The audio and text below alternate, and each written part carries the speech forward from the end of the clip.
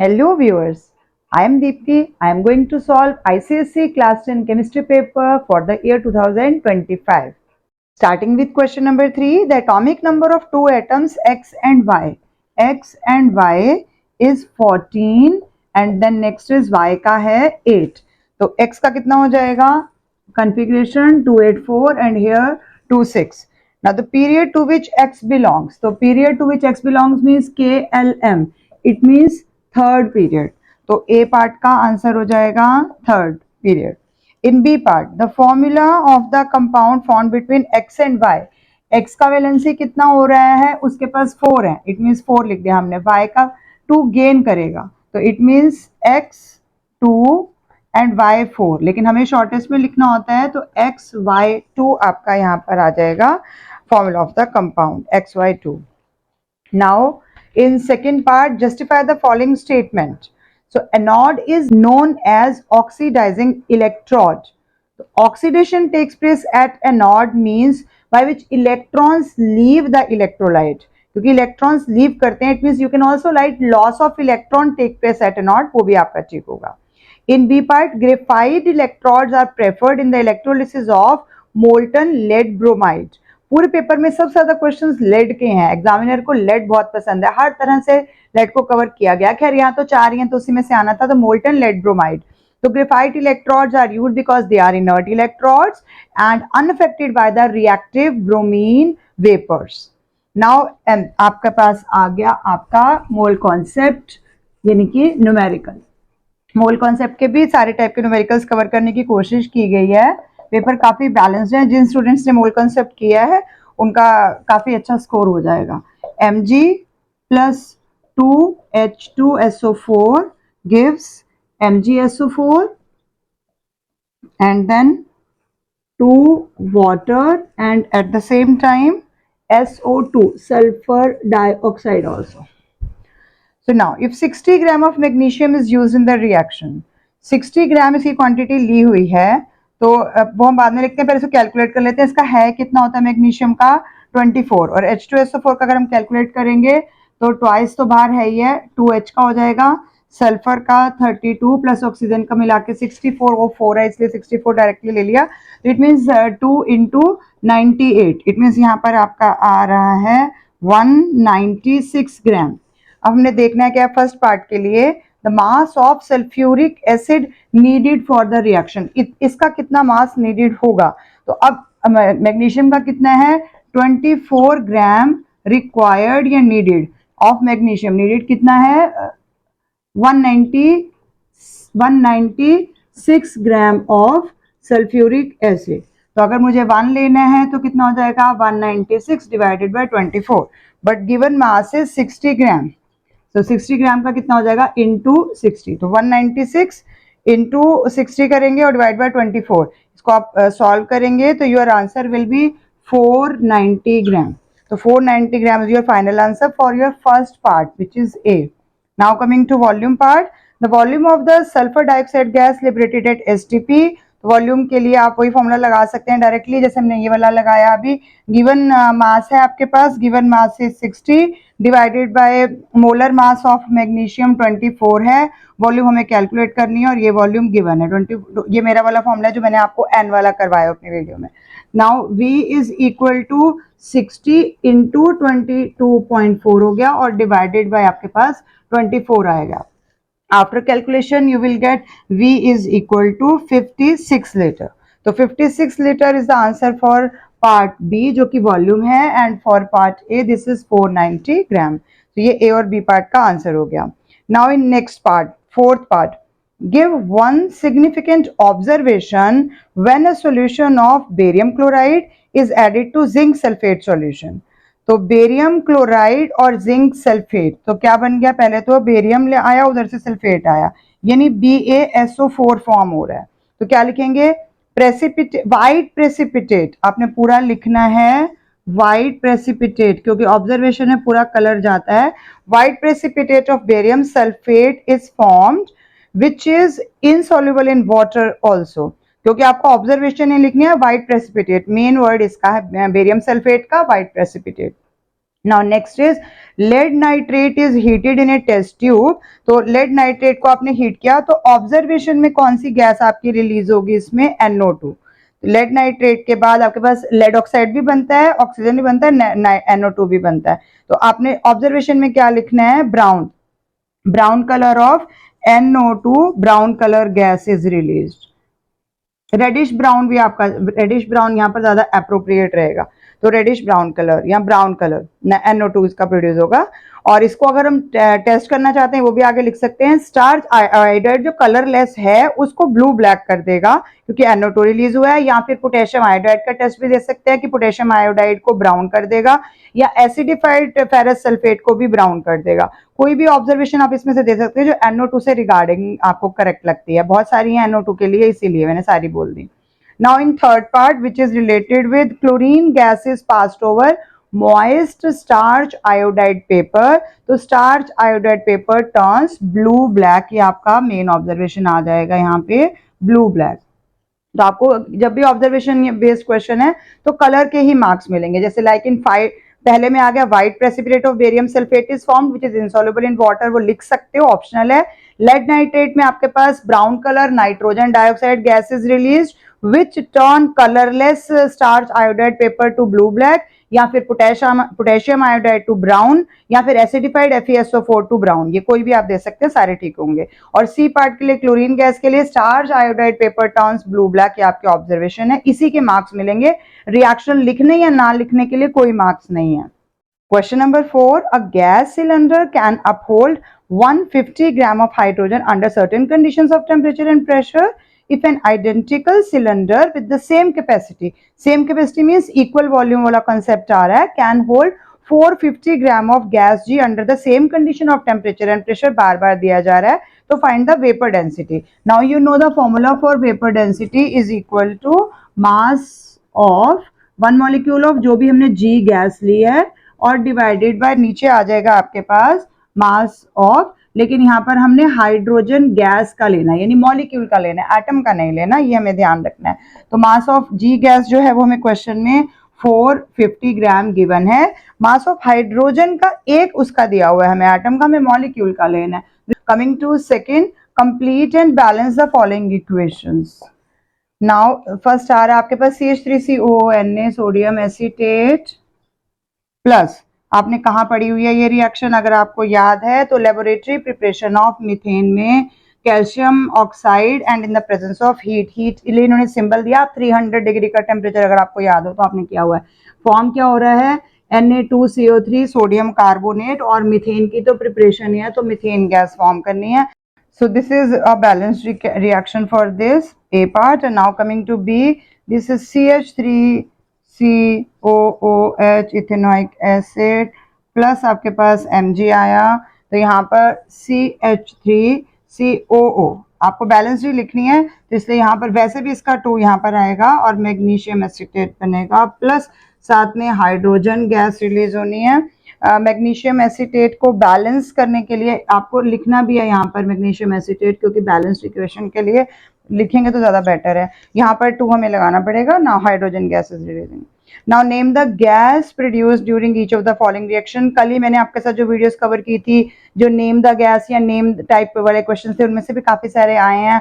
Observation based भी आपने देखा है, बहुत सारे हैं। इनफैक्ट प्रैक्टिकल केमिस्ट्री से अगर आप देखोगे तो नियर अबाउट 10 मार्क्स का पेपर कवर हो रहा है प्रैक्टिकल केमिस्ट्री, जिसके लिए मैंने आपके पास 2 वीडियोस डाली थी, 2 वीडियोस से रिलेटेड मैंने शेयर की थी, और ऑलमोस्ट सारे क्वेश्चंस उन्हीं वीडियोस से ही हैं। अगर आपने नहीं देखी तो मैं कुछ कह नहीं सकती, अगर आपने देखी है तो मुझे बताओ अगर मैं गलत बोल रही हूँ तो। Now name the gas produced when copper is treated with hot concentrated nitric acid। तो हमें बेसिकली गैस का ही नाम देना है। वैसे आपको पता है कॉपर नाइट्रेट को वाटर से आप हीट करोगे हॉट कंसनट्रेटेड नाइट्रिक एसिड, तो आपके पास क्या बनेगा, NO2। तो यहाँ पर NO2 मेन है, तो बस आपको नाइट्रोजन डाइऑक्साइड लिखना है, नेम लिखना है तो सिर्फ नाइट्रोजन डाइऑक्साइड, या फिर आप NO2 भी लिख सकते हो स्लैश डाल के। In B part, when ammonia is burnt in an atmosphere of oxygen, ammonia से कितने ज्यादा क्वेश्चंस आए हैं, जैसे कि मैंने आपको पहले बोला भी था, एमोनिया से बहुत ज्यादा ही आता है हर बार। एटमॉस्फेयर ऑफ ऑक्सीजन में जा रहा है तो सिर्फ नाइट्रोजन ही फॉर्म होगी यहाँ पर, nitrogen gas N2 is forming here. तो नाइट्रोजन लिखेंगे. Next is when ferrous sulphide, जब IDE आ गया, reacts with dilute hydrochloric acid. ये भी कितनी बार बोला था कि जब भी सल्फाइड ID आएगा तो H2S यानी कि हाइड्रोजन सल्फाइड, और आप H2S भी, वैसे नेम बोला जाता है तो आपको नेम ही लिखना है. In first case nitrogen dioxide, in second case it is nitrogen, and in third case it is hydrogen sulphide. Coming to fourth part, also fourth part के लिए आपके पास छोटा सा ही क्वेश्चन है. पीरियोडिक टेबल क्योंकि उन्होंने ऑलरेडी आपको दिया है. State the valency of G. अब आप G की ग्रुप और अगर पोजीशन देखेंगे तो आपको क्लियरली दिख रहा है कि वो 5th ग्रुप में बिलोंग कर रहा है, यानी 15th ग्रुप को बिलोंग कर रहा है. तो कितनी वैलेंसी हो गई? इट मीन्स 3, यानी कि वैसे तो एक्जैक्टली 3 माइनस है पर वैलेंसी में हम 3 ही लेते हैं. 5 माइनस 8 माइनस 5 करके आप 3 निकालेंगे. Now in B part, which element can exhibit catenation. तो कौन है जिसका आउटर मोस्ट शेल में 4 है? इट मीन्स E आ जाएगा. फर्स्ट पार्ट के लिए you have to give valency. B के लिए आपको सिर्फ कैटेनेशन के लिए एलिमेंट का नाम देना है, हालांकि कार्बन है पर हमने लिखना है E ही लिखेंगे. Now next, formula of the compound between M and P. अब M का क्या है और P का क्या है, इसमें से हमें देखना पड़ेगा M कौन है और P कौन है. थोड़ा सा आपको आइडिया लगाना ही पड़ेगा. M के लिए आपके पास एटॉमिक नंबर है 282, यानी कि 2,8,2, और दूसरा एलिमेंट आपके पास आ रहा है P. It means 2, 8 and 7. तो क्या हो जाएगा? इसकी वैलेंसी -1 हो गई, इसकी +2 हो गई, यानी MP2 आपके पास बन जाएगा. M का 2 नीचे आ गया और P ने जो 1 लिया, मतलब P ने लिया है और M ने दिया है. वैसे तो मैग्नीशियम क्लोराइड दिखाई दे रहा है बट हमने नहीं लिखना, हमने MP2 की फॉर्म में ही देना है. This is whole question number 4. Coming to question number 5, given below are the two sets of elements from two different periods. Name the element with the highest ionization potential in each of the following. अब आपके पास पहले में दिया गया aluminium, chlorine और magnesium. As you know all these belong to third period. तो third period में कौन है? आयोनाइजेशन पोटेंशियल जो होता है तो नीचे जाने पे वो होता है डिक्रीज होता है, लेकिन अक्रॉस द पीरियड जो है वो इंक्रीज हो रहा है. तो आप एक ही पीरियड में जा रहे हैं तो सबसे राइट में होगा उसकी सबसे ज्यादा होगी ionization potential. It means chlorine. तो ए पार्ट में आपके पास आ जाएगा क्लोरीन, और बी पार्ट में नियॉन, ऑक्सीजन और फ्लोरीन आ रहे हैं. तो इनमें से आपके पास कौन सा आ जाएगा?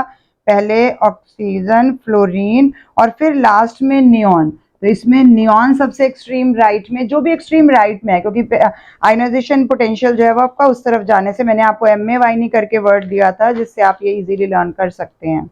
Now next part, second, ammonia gas. फिर से अमोनिया का question is passed over heated copper 2 oxide in A combustion tube. ये कॉम्पिटेंसी फोकस का ही डायरेक्ट क्वेश्चन आ गया, बस वहां डायग्राम के साथ था और यहाँ डायग्राम के बिना है.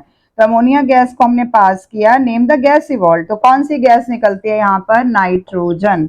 नाइट्रोजन निकली. In A part you have to write nitrogen. In B part but will be the color of the residue that is left in the combustion tube at the end of the reaction. तो पहले आपने जब ammonia को heat किया था तो उससे बना क्या था? कॉपर ऑक्साइड जो था वो पहले ब्लैक कलर का था और रेडिश ब्राउन कलर का कॉपर ही बन रहा है. तो बेटर साइड में रहने के लिए हम अपने लिए रिएक्शन लिख लेते हैं. अमोनिया है 3 copper oxide and then 3 copper, यही है रेडिश ब्राउन कलर का कॉपर हो जाएगा, 3 water molecules and nitrogen gas. So यहाँ पर ये आपके पास पूरा आंसर आ जाएगा. As you can see black colour copper oxide is now turning to reddish brown copper. तो आपको रेजिड्यू का कलर बताना है, तो it is reddish brown copper. बस इतना आपको लिखना है इसके लिए at the end of the reaction. Now in third part, again balanced chemical equation for the following. Action of dilute hydrochloric acid on ammonium carbonate.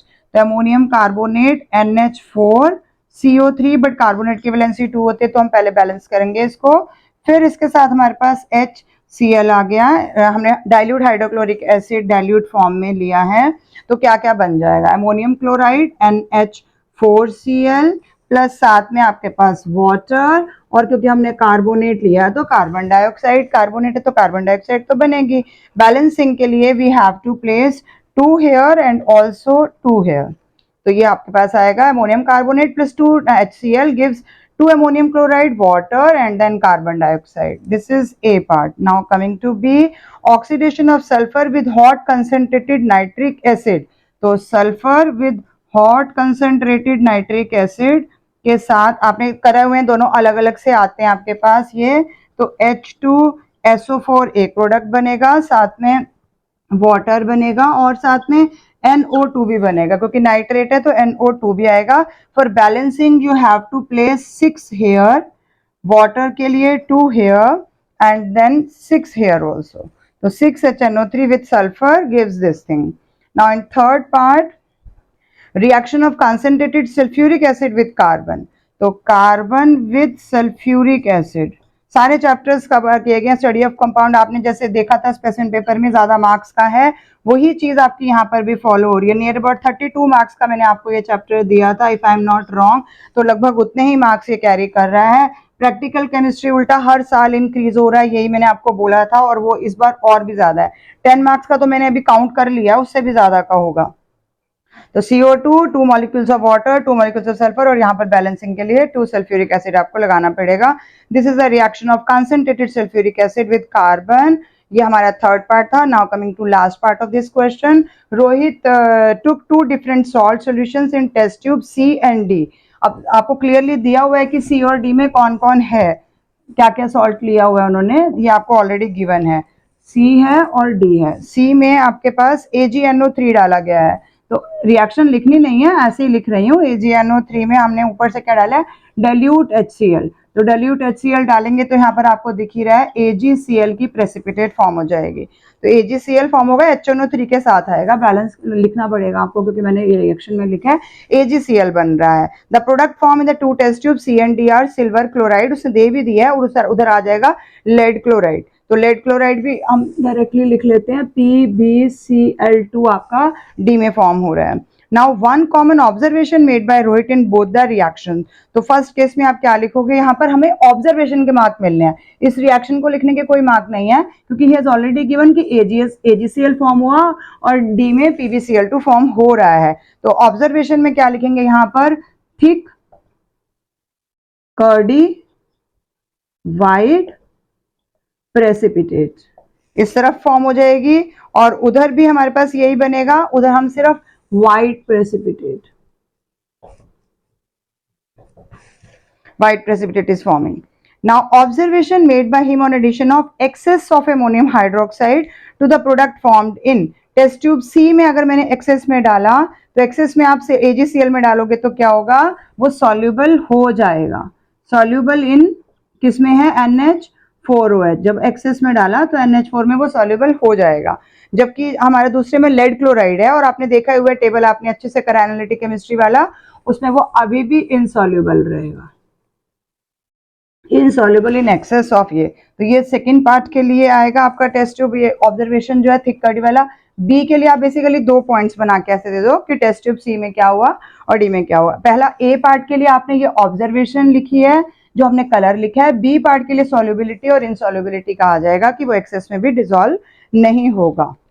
So with this I conclude my today's video. Hope you like the solutions given by me and mostly your answers are also correct. Thank you for watching till the end. Keep watching, sharing and subscribe to my channel, and please don't forget to share with your juniors. Thank you.